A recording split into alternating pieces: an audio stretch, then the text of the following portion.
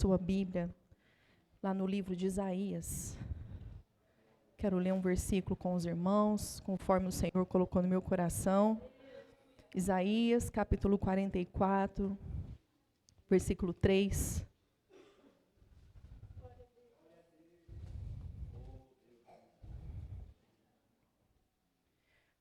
A palavra do Senhor nos diz assim: porque derramarei água sobre o sedento e rios sobre a terra seca. Derramarei o meu espírito sobre a tua posteridade e a minha bênção sobre os teus descendentes.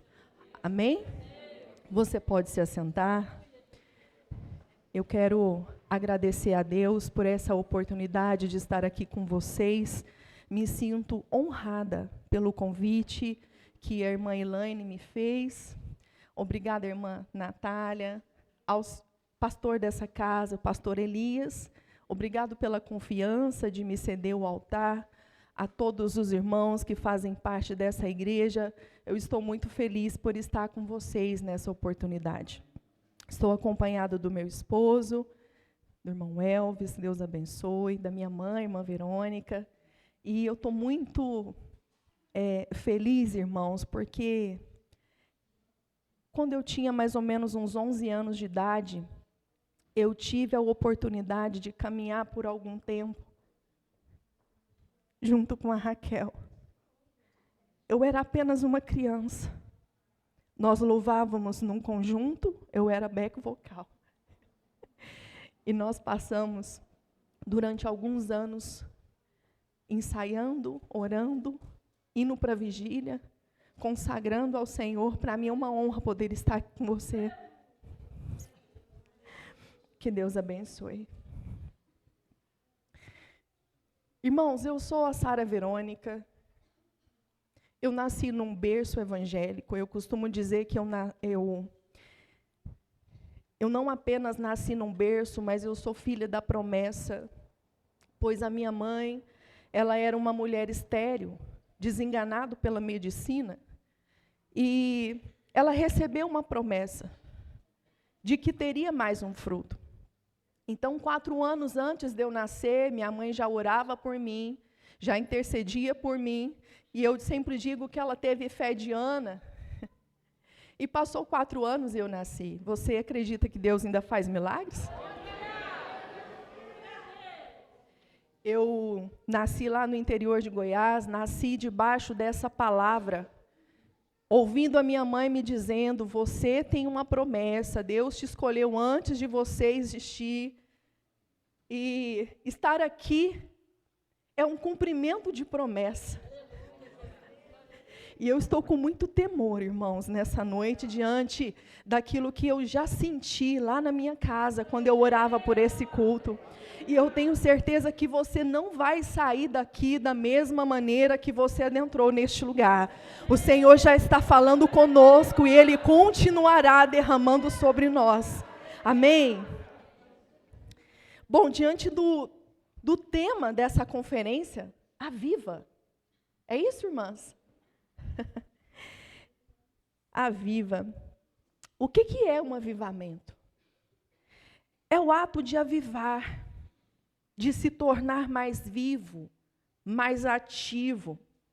Na Bíblia, o avivamento se refere a uma renovação espiritual, onde a fé e a devoção em Deus são fortalecidos. Ou seja, o tema que vocês escolheram para essa conferência é sobre um despertamento para uma vida mais próxima em Deus. É isso, irmãs? Sempre falamos de avivamento de uma forma coletiva. E nós temos, ao longo da história, vários avivamentos que já aconteceu. Avivamento em Azusa, avivamento de Gales, mas hoje eu quero falar sobre um avivamento não coletivo, mas individual. E porque, independente do ambiente que nós estamos inseridos, independente da circunstância que nós estamos vivendo, é possível nós estarmos avivados em Deus. Ezequiel, capítulo 22, 30, vai nos dizer: e busquei dentre eles um homem que estivesse tapando o muro e estivesse na brecha perante mim por essa terra, para que eu não destruísse, porém ninguém achei.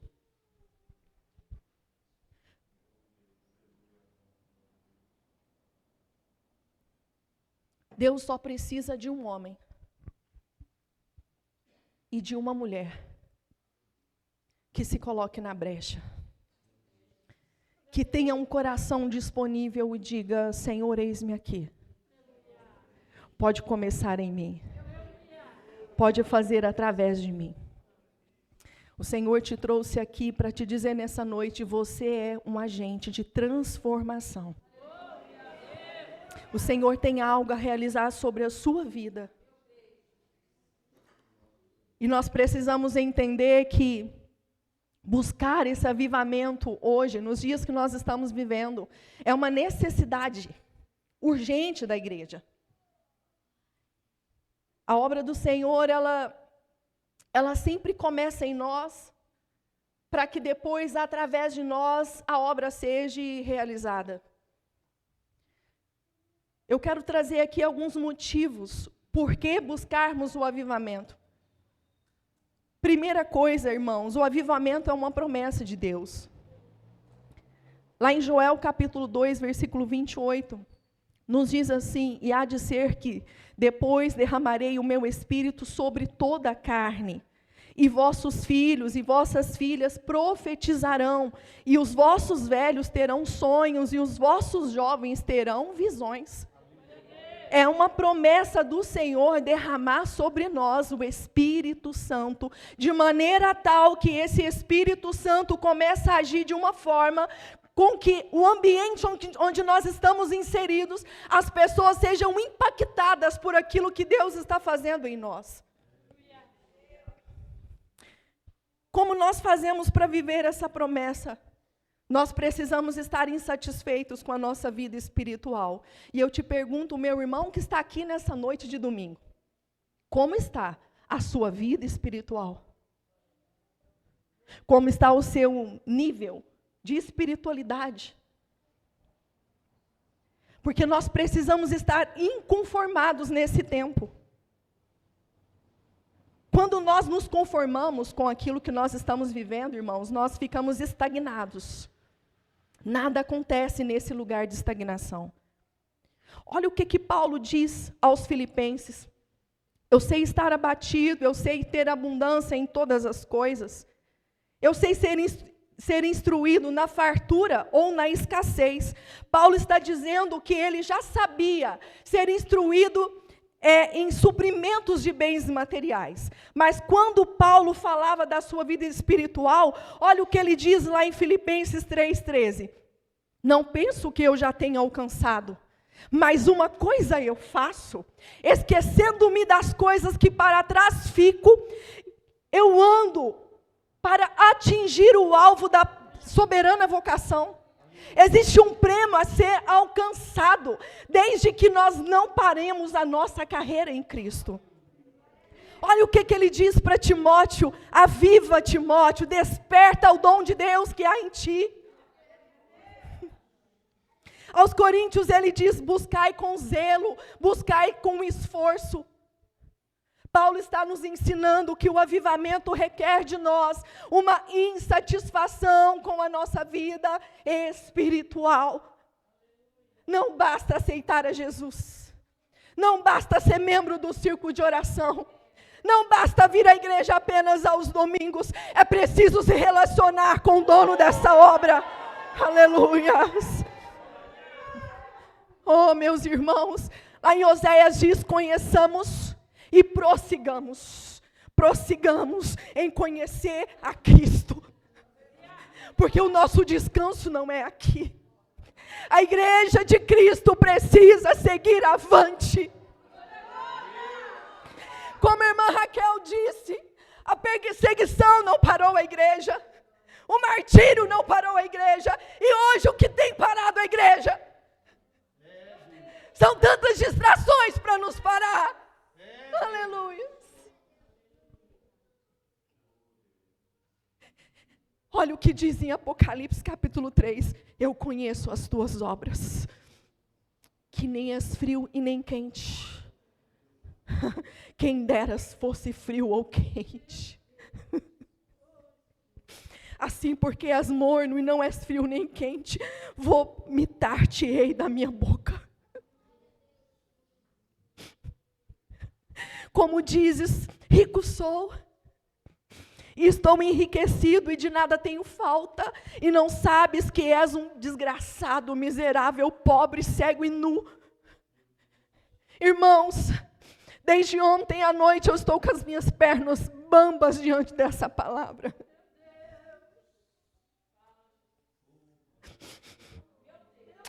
Eis que estou à porta e bato. Se alguém ouvir a minha voz e abrir a porta, entrarei até ele e com ele cearei. Aleluia. Nós estamos muito satisfeitos com os templos cheios. Estamos satisfeitos com essas cadeiras confortáveis. Com conjunto, com tanto conforto hoje que nós temos dentro da igreja.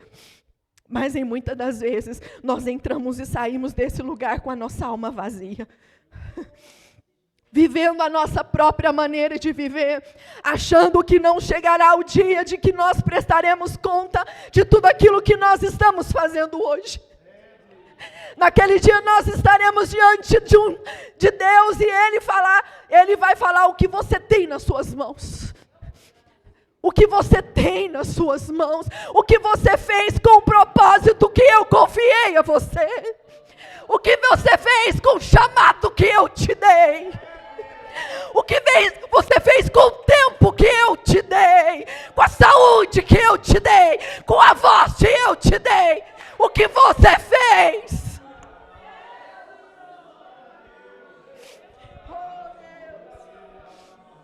O céu não está em crise. Não existe crise no céu. O céu não passou por reforma. Lá continua sendo da mesma maneira que sempre foi. Aleluia. Nós que mudamos. A igreja tem mudado. O modernismo tem entrado dentro da igreja. Mas a palavra de Deus é fiel. É fiel. Aleluia. O convite de Jesus para mim, para você nessa noite continua o mesmo. Aquele que quiser vir após mim, renuncie-se. Negue-se a si mesmo. Tome a tua cruz. Aqui fala de dor, fala de sofrimento. Porque Ele não nos prometeu uma vida só de abundância. Ele prometeu estar conosco em todos os dias da nossa vida. Ele não nos prometeu que seria só alegria, só felicidade. Ele nos prometeu um consolador. Que estaria conosco nos momentos de tristeza. Nos momentos de luta, nos momentos de perda. Ele está conosco. Louvado seja o nome do Senhor. Segunda coisa, decida por uma radical transformação de vida. Irmãos, os irmãos me perdoam, estou com uma infecção de garganta. Eu vim à base de antialérgico e pastilha. Mas o Senhor vai me dar graça. Decida por uma radical transformação de vida. Essa palavra radical significa pertencer à raiz. Ou a origem, ou seja, tem uma transformação de vida. Impossível viver um avivamento sem ter vivido uma transformação de vida. E entenda, irmãos, comigo nessa noite, transformação é diferente de mudança. Muitas pessoas mudam de casa missionária, elas mudam de cidade, mas dentro delas continua da mesma maneira, elas carregam um entulho. Essa palavra transformação fala sobre metanoia. Fala uma transformação interna. De dentro para fora. O Espírito Santo começa a agir de dentro para fora. Nós, meninas que estamos aqui, por vezes nós temos necessidade de mudar o cabelo, não é verdade? Mudamos o penteado, mudamos o estilo de roupa. Mas hoje o convite do Espírito Santo não é essa mudança externa. É a mudança que tem que acontecer dentro de você. Aleluias. Olha o que o apóstolo Paulo diz em Romanos 12. Não seja conformado, não entre na forma, não se amolde com esse mundo, mas seja transformado pela renovação da vossa mente.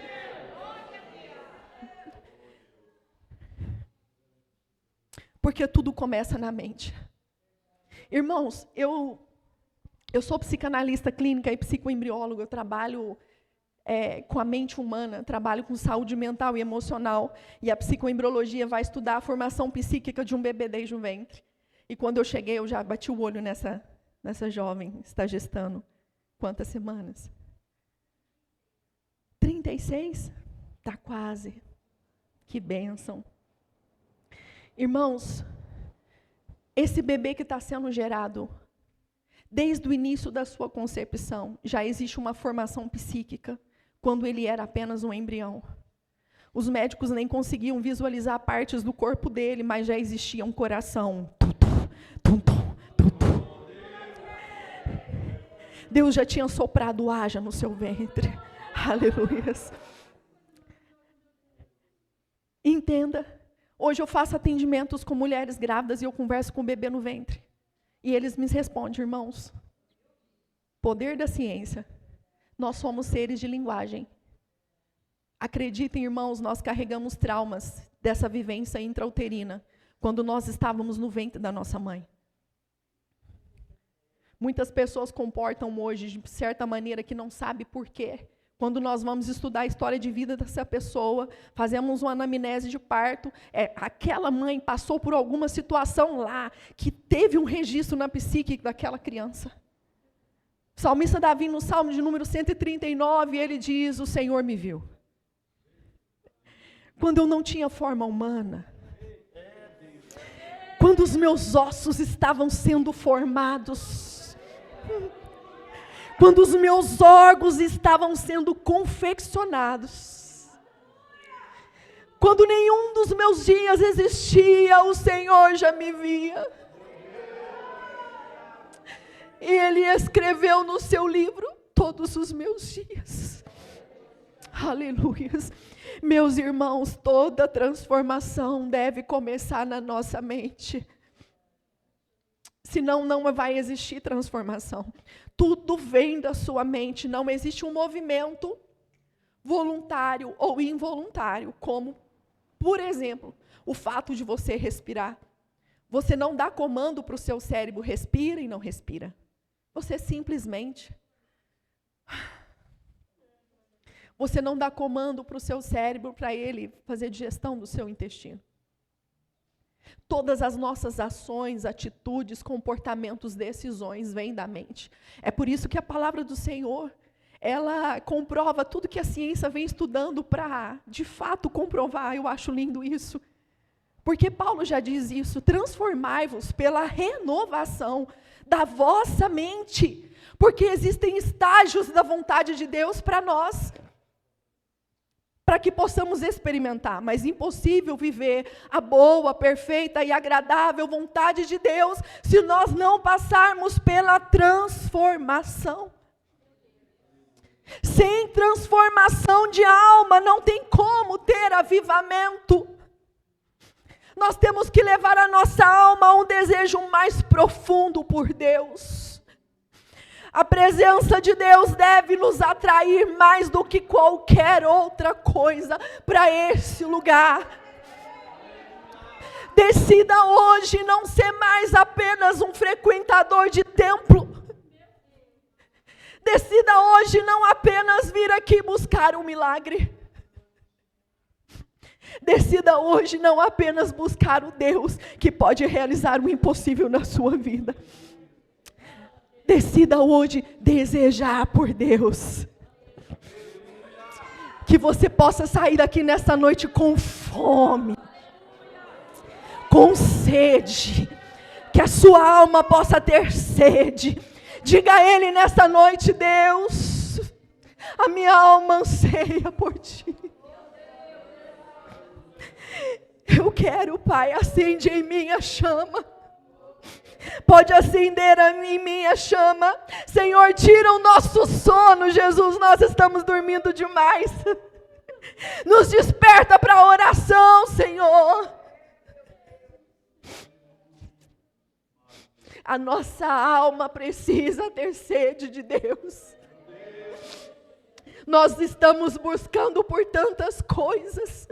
Buscamos ter um ótimo trabalho, isso eu não tenho nada contra, irmãos. Não fiquem escandalizados com isso. Mas é uma ânsia de ter, de conseguir, de possuir, de adquirir. É um ativismo desenfreado. Nós nunca estamos satisfeitos com o que temos. Estamos sempre buscando algo a mais. E nos esquecemos de buscar aquilo que é primícia na nossa vida. Buscai primeiro o reino de Deus e a sua justiça, e as demais coisas vos serão acrescentadas. Sabe, irmãos, nós não descobrimos o segredo de estar nesse lugar como primícia. Nós queremos lutar para trabalhar e conquistar as coisas com a força do nosso braço. Nós não entendemos ainda o poder de descansar nos braços do nosso Pai. Existem descansos que você tem quando você dorme, mas tem descansos que você tem quando você ora. Porque tem coisas que fogem do alcance das nossas mãos, nós não temos controle. E por vezes Deus nos permite perder o controle, para reconhecer que Ele tem o controle de tudo. Aleluia, louvado seja o nome do Senhor.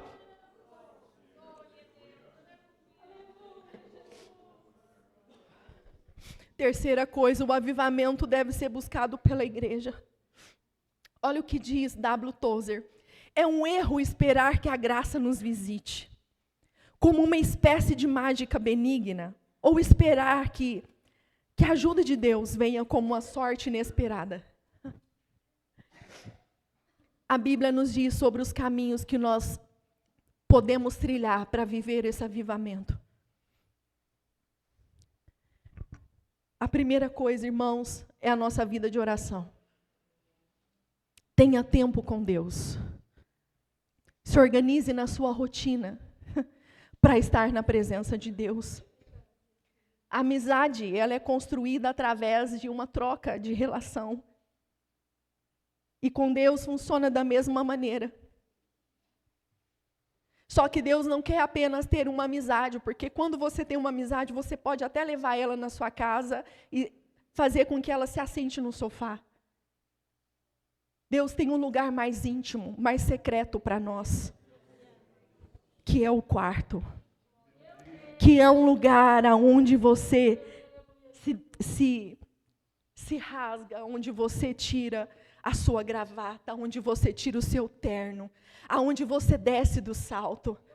Nesse lugar secreto não existe reconhecimento, não existe aplausos, é você e Ele. Nós precisamos voltar, irmãos, aos princípios que nos trouxeram até aqui. Como morar no céu se eu nunca falei com o dono do céu?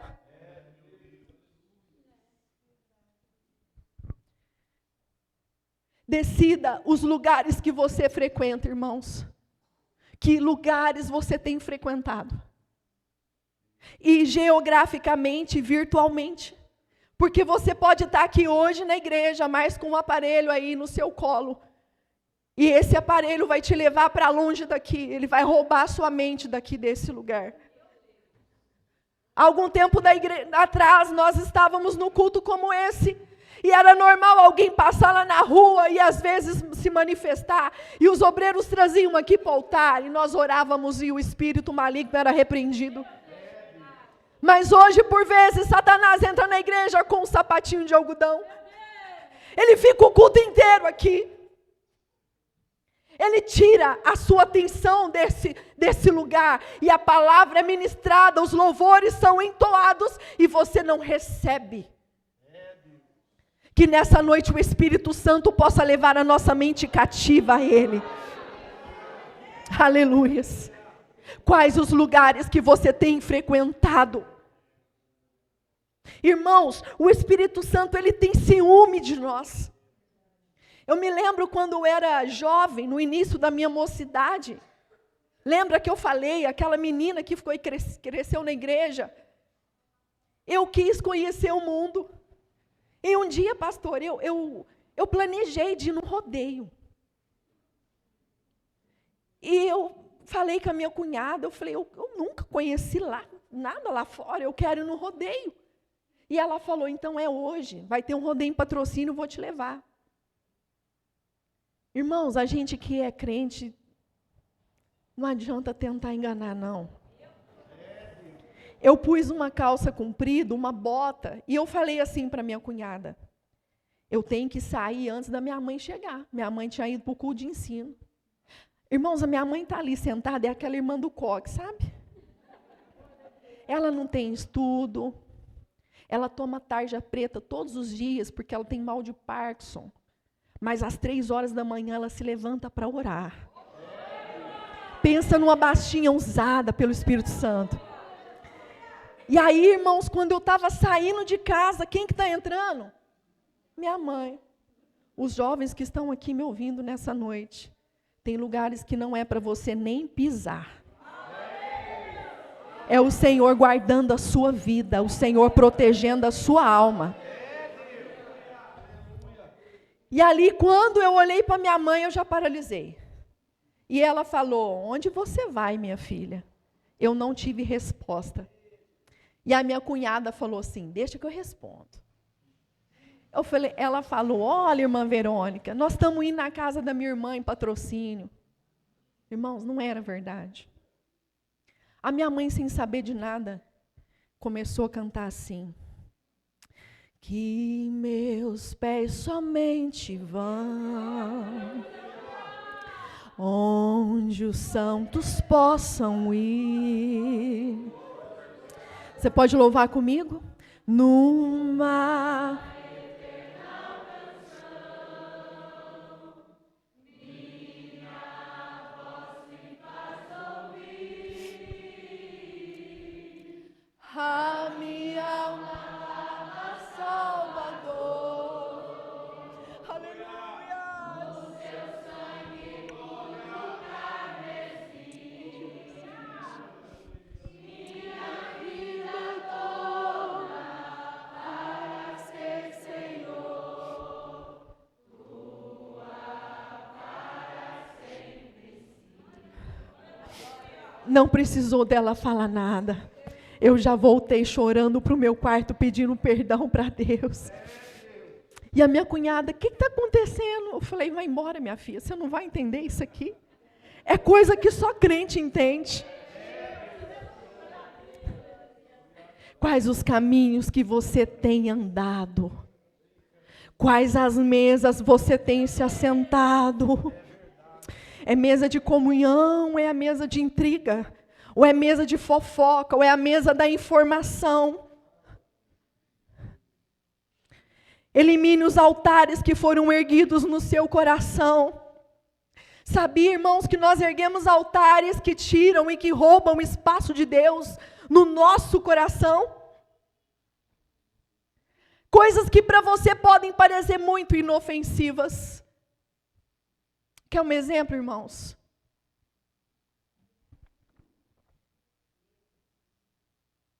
Isso daqui está trazendo morte para a nossa casa. Pai e mãe que está aqui nessa noite, que o Espírito Santo te dê sabedoria. Não deixe o seu filho trancado no quarto sozinho. Tira aquele menino lá de dentro, coloca ele para o quintal. Coloca esse menino para jogar bola, para andar de bicicleta. Você entra na rua com essa menina, vai brincar com ela. O meio que Satanás tem usado para destruir as nossas crianças e os nossos adolescentes. Sabe o que tem acontecido, irmãos? Eu estou falando que eu vivo na clínica. Mães desesperadas porque as filhas estão se automutilando. Aí você fala, irmã Sara, mas acontece isso com filho de crente? Oh, irmãos. Jovens querendo se suicidar. Oh, irmãos. Quais os altares que nós temos erguido na nossa casa?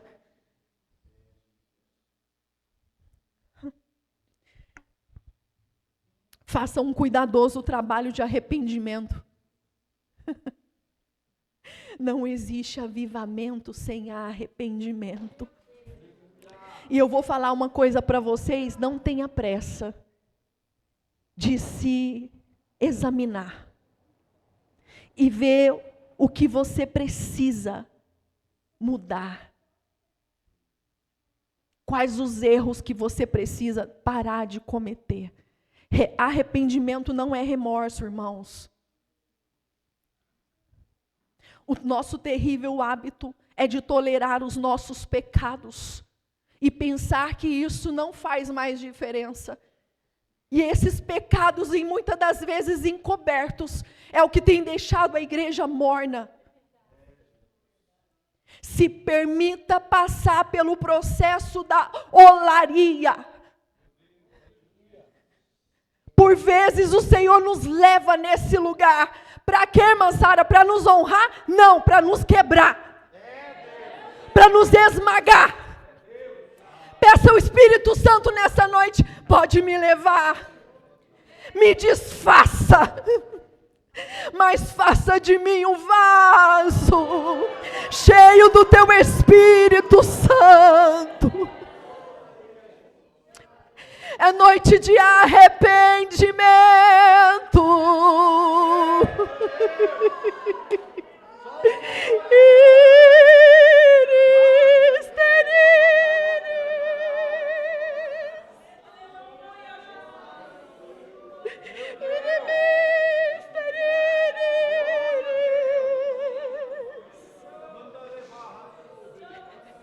E muitas das vezes eu olho para o erro do meu irmão, mas a Bíblia diz, tire primeiro a trave do seu olho.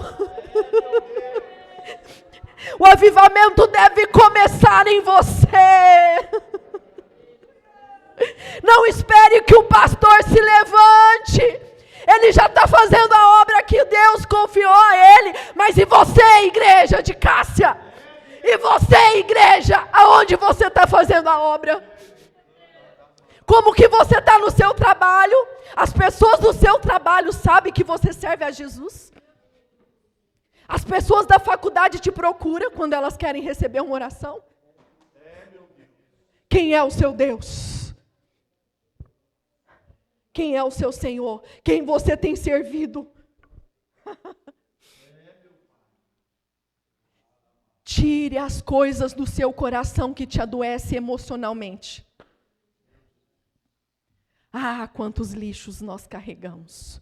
Quantas emoções tóxicas, ressentimentos, mágoas. Faz 20 anos que você carrega essa situação e você não consegue se ver livre dela. Basta você ter um gatilho que você lembra, no ano de 1900, aquela irmã fez isso comigo. Aquele pastor fez isso comigo. Hoje é dia de limpar o coração. Cuidando para que ninguém se prive da graça de Deus. Para que nenhuma raiz de amargura brotando vos perturbe e por ela muitos se contaminem. O quê? Irmã Sara, nós podemos nos privar da graça de Deus? A palavra do Senhor está dizendo. Irmãos, vocês sabem o que é raiz de amargura? O câncer, ele brota exatamente dessa forma, como uma raiz. Oh, irmãos, problemas emocionais geram enfermidades no corpo, no soma. Já ouviram falar das doenças psicossomáticas, doenças da mente que se manifestam no corpo? Porque eu vou falar algo para vocês, não se escandalize, nem tudo é o demônio.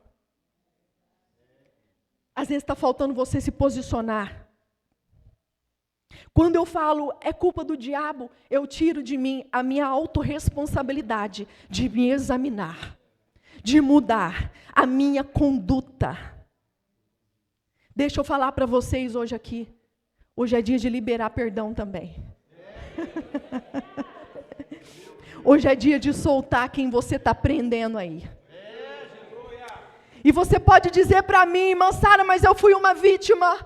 Eu não tive culpa de nada. O Espírito Santo está dizendo, eu não quero saber o que aconteceu. Eu quero te curar. Você precisa se posicionar. Hoje é dia de liberar perdão para quem te ofendeu, para quem te traiu, para quem te feriu. Se for preciso, nessa noite, ao final desse culto, saia do seu lugar e dá um abraço em quem você faz tempo que não faz isso. Se você sentir no seu coração, mande uma mensagem, ligue e fale, eu te peço perdão em nome de Jesus. Sabe quando a gente não perdoa, irmãos? Nós ficamos presos num nó psíquico. Tem gente que já morreu e a pessoa está presa, essa pessoa até hoje. Irmãos, eu trabalho com isso. E entendam. E essas questões impedem para que Deus derrame bênçãos do céu sobre as nossas vidas. Sabe o que a Bíblia nos diz sobre o perdão? 70 vezes 7. Ao ano? Não, ao dia.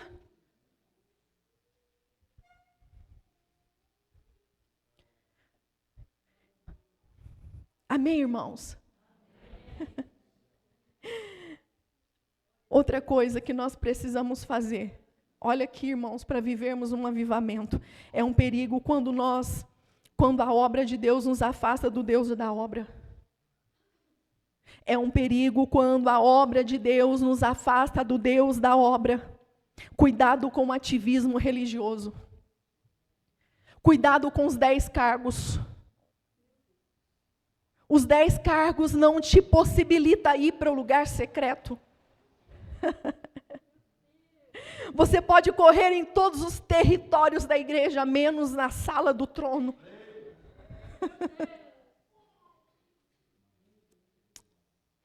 Jesus para nós deve ser uma experiência, irmãos. O mundo conhece Jesus, comemora o nascimento de Jesus. Perdão. Mas Jesus para nós, ele deve ser uma experiência. Nós precisamos vivenciar experiências com Deus. Sabe o que vai acontecer naquele dia? Muitos vão dizer, Senhor, no teu nome expulsei demônios. No teu nome eu falei em outras línguas. E ele vai falar, apartai-vos de mim que eu não vos conheço. Antes do serviço é preciso ser relacionável com esse Deus. Nós estamos nos perdendo, pastor, dentro do templo. Eu não sei como que está aqui. Mas em alguns lugares que a gente vai, dá na hora da pregação, você olha do lado de fora, os irmãos estão tudo lá de fora. Falando do carro que tem que vender, falando da conta que tem que pagar, os corredores do banheiro cheio das irmãs. O melhor lugar para a gente se perder é aqui dentro. Mas hoje o Espírito Santo nos reúne neste lugar. Para dizer ao meu e ao seu coração, nós precisamos voltar. Nós precisamos voltar. Aleluia. Meu Deus, estou quase terminando, irmãos. Tem uma vida de fé. Essa palavra tão pequena.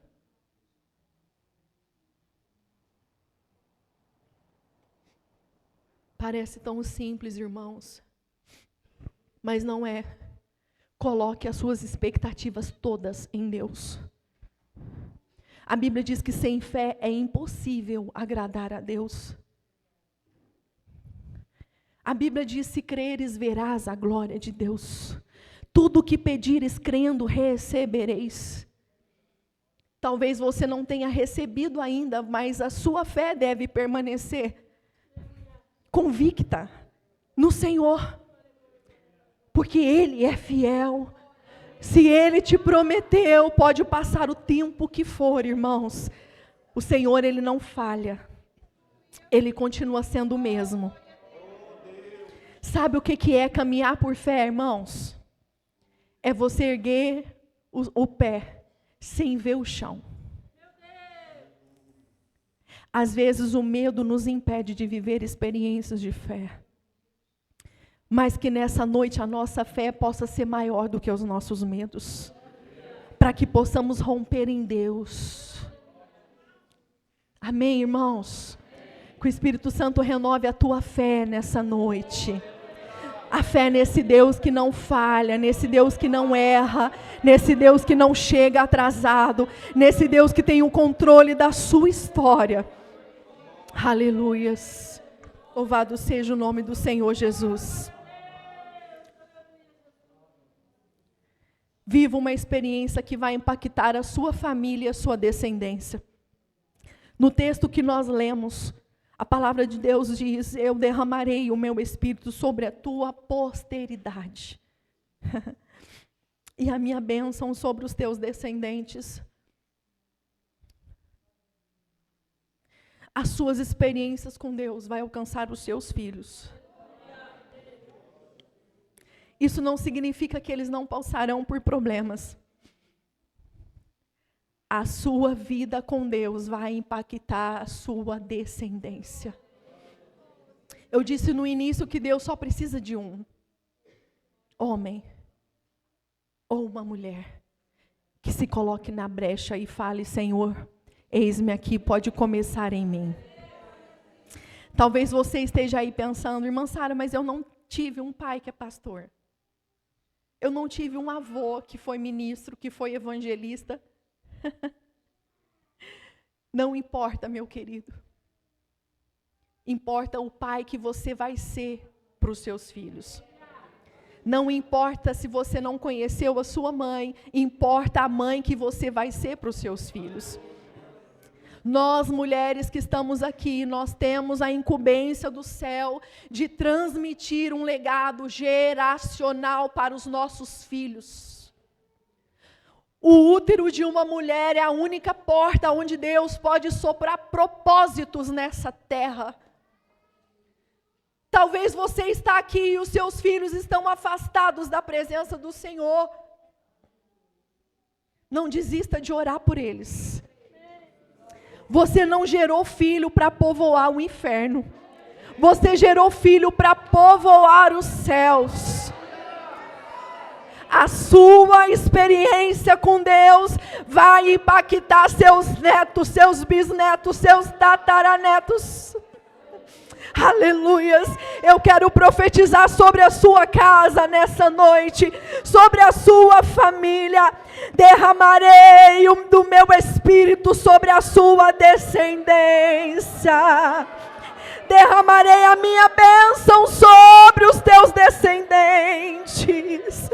A sua experiência com Deus vai marcar a sua casa.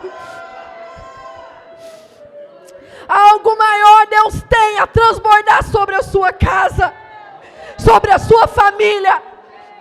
A sua família não será fracassada. Eu profetizo nessa noite: Deus tem restauração para o seu lar. Deus tem restauração para a sua casa.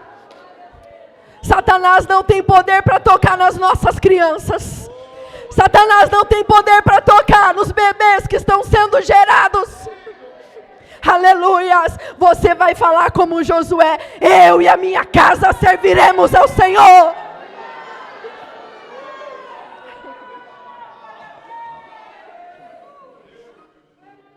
Nós precisamos fazer um pacto com Deus hoje.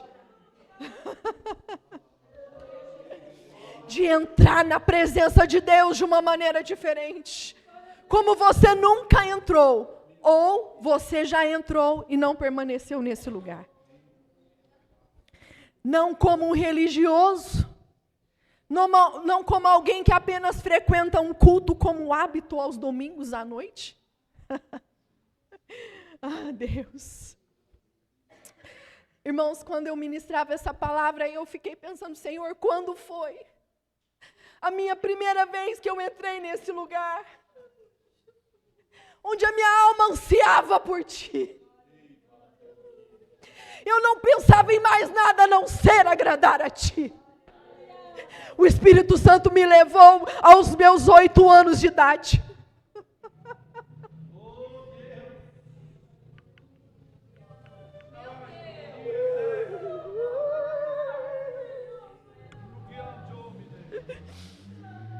Eu era apenas uma criança, mas a minha alma tinha sede. Aleluia. Com todo o respeito à missionária, os missionários iam na igreja, minha querida, e eu falava, eu vou ser missionária. E eles faziam um apelo, sabe o que eu fazia? Tirava meu sapatinho, irmãos, que eu pensava, é hoje que eu vou ser batizado com o Espírito Santo.